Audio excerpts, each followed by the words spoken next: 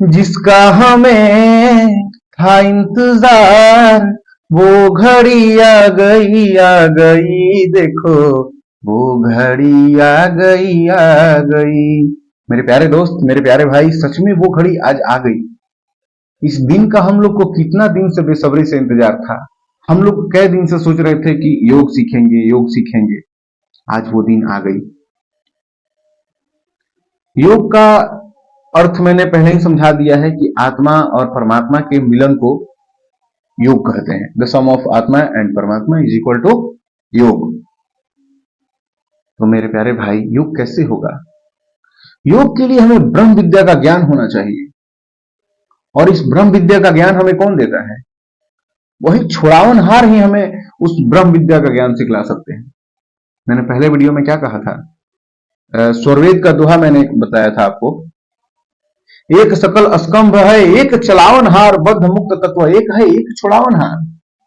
मतलब एक तो परमात्मा है, पर ब्रह्म है, और दूसरा अक्षर मंडल चलावनहार, तीसरा बंधन और मुक्ति में रहने वाले हम लोग आत्माएं, जीवात्माएं, और चौथा एक छुड़ावनहार, वही सदगुरु, जो सत्य के गुरु हैं।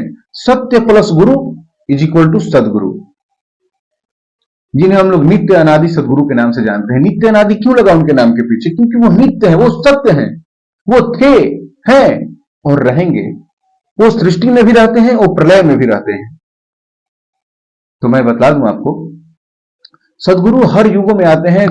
आपको सर्च करना होगा तो गूगल पर सर्च कर लीजिएगा, सुकृत देव के नाम से, जो हमारे सतयुग में सदगुरु के नाम से आए हुए थे। नित्य अनादि सदगुरु सुकृत देव के नाम से।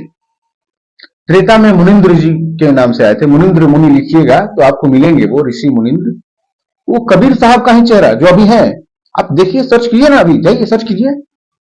और जब ये द्वापर आया तो भगवान श्री कृष्ण स्वयं परमात्मा सदगुरु का काम किए हैं। करुणामयी के नाम से आए हुए हैं। करुणामयी लिखिएगा, स्वयं श्री कृष्ण भगवान का फोटो आएगा आपके सामने। आप देखिए, हर युगों में, और ये कलयुग में कबीर साहब के नाम से आए हुए हैं हमारे नित्य अनादि सदगुरु, जो व्यक्त और अव्यक्त रूप में, मतलब शरीर रहते हुए या फिर शरीर के बिना ऐसे ही विचरण करते रहते हैं, और हमारे आपके जैसे लोगों पर कृपा बरसा करके और इस मृत्यु लोक से, इस कष्ट के लोक से परमात्मा लोक तक का यात्रा करवा देते हैं। यही है सदगुरु की कृपा। और जिसको मुक्त करना रहता है उसे ढूंढ ही लेते हैं ये। तो इस ज्ञान को यदि मैं ऐसा ही मनमुखी बतला दूं, वैसे तो इस ज्ञान को, वो मैं क्या कहा कि ब्रह्म विद्या का ज्ञान गीता में ही बताया गया है, पर क्या है कि आप मनमुखी इसका आप अभ्यास नहीं कर सकते हैं। बस ऐसे आया, पढ़े, अभ्यास किए, इससे कोई फल नहीं मिलेगा। इसके लिए ऋषि मुनियों ने नियम बनाया है।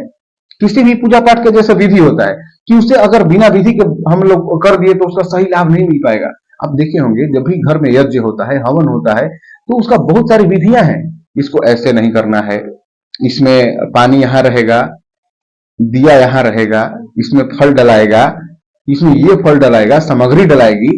तो क्या है कि उसका एक नियमावली होती है।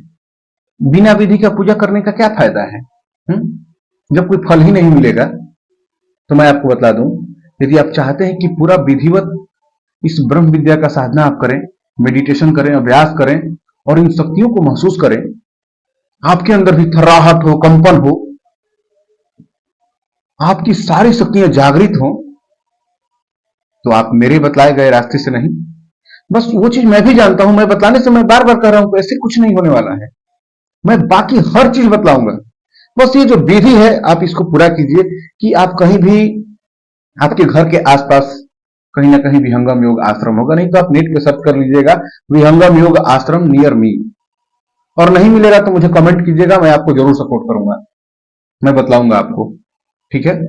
तो आप वहां पर के जा करके और उनसे पूछिए इतना ही बात, यहां पर उपदेष्टा कौन है, उपदेश कौन करते हैं, जो तो उपदेश वही करते हैं, इस ज्ञान की विधि वही बतलाते हैं वहां पर, कि जो ध्यान के मामले में, जो मेडिटेशन के मामले में काफी आगे पहुंच चुके होते हैं। क्योंकि योग की 5 भूमियां हैं इस मेडिटेशन की, जो लगभग 2-3 भूमियां लगभग जो पार कर लिए होते हैं, उन्हीं को ये इजाजत मिलती है कि वो इस ज्ञान को बतला सकें। क्योंकि ज्ञान इस विधि को कोई ऐसे ही नहीं बता देगा।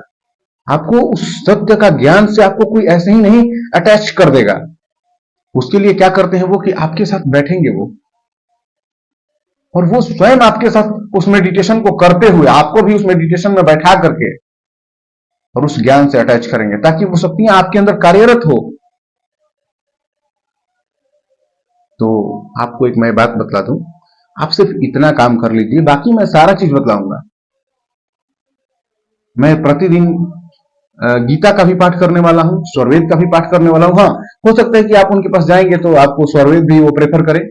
आपको इच्छा हो तो आप स्वरवेद ले सकते हैं, क्योंकि स्वरवेद एक महानतम ग्रंथ है जो हमारे इस जनजातियों के कल्याण के लिए बनाया गया है। महर्षि सदाफल देव जी महाराज ने उसे बनाया है, जो विहंगम योग के प्रणेता है। इसी स्वरवेद के नाम पर तो वाराणसी में, उमराहा में स्वरवेद महामंदिर का निर्माण हुआ है। हमारे देश के माननीय प्रधानमंत्री नरेंद्र दामोदर दास मोदी ने उद्घाटन भी किया है। दुनिया का सबसे बड़े मेडिटेशन सेंटरों में से एक हमारा उमराहा में भी बन चुका है, जहां पर ब्रह्म विद्या का ज्ञान बतलाया जाता है। महर्षि सदाफल देव जी महाराज 17 साल की कठोर तपस्या करके और इस ज्ञान को हासिल किया है उन्होंने। नित्य अनादि सदगुरु कबीर साहब को उन्होंने खुश किया है अपने योगाभ्यास से, और तभी तो जाकर के उस ब्रह्म विद्या के ज्ञान को इतने सरल भाषा में स्वरवेद ने उड़ेल दिया है साहब।